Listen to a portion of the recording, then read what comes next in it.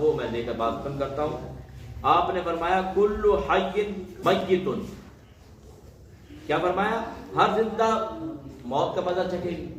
Be be Amna اپنے بیٹے کو کہہ رہی ہیں. وکل جدید بالغ. اور فرمایا ہر نئی چیز پرانی ہو جائے گی. وکل کبیر یفنا. اور ہر بڑی چیز فنا ہو جائے گی. وانا میتۃ وذکری باقی. میں انتقال کر رہی ہوں لیکن میرا ذکر باقی رہے گا. بی بی آمنہ کہہ رہی ہیں میں جا رہی ہوں لیکن میرا ذکر باقی کیوں رہے گا؟ وولدت طہرا. کیونکہ میں نے پاک باز بچہ جنا ہے. یہ پیغام ہے تمام مومنین عورتوں کے لیے. ٹھیک ہے، نبی کے صدقے تمام مومنین عورتوں کے لیے کہ اپنے بچوں کو تعلیم دیں، نیک تعلیم دیں، تو پھر آپ کا ذکر باقی رہے گا. بی بی آمنہ کا ذکر قیامت تک باقی رہے گا. اب آگے جو مہینہ آ رہا ہے ولیوں کے سردار غوث اعظم رضی اللہ تعالیٰ عنہ کا، ان کی والدہ کا ذکر بھی قیامت تک باقی رہے گا.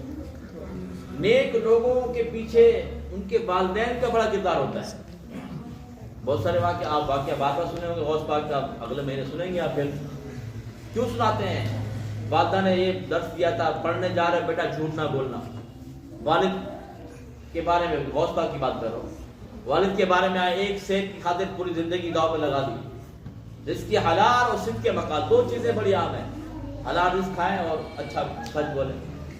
یہ چیزیں کب آئیں گی؟ جب آپ خود ہم نیک ہوں گے تو ہمارے بچے بھی نیک ہوں گے، تو ہمارا ذکر بھی باقی رہے گا. دنیا میں بھی کامیابی ملے گی اور آخرت میں بھی کامیابی ملے گی.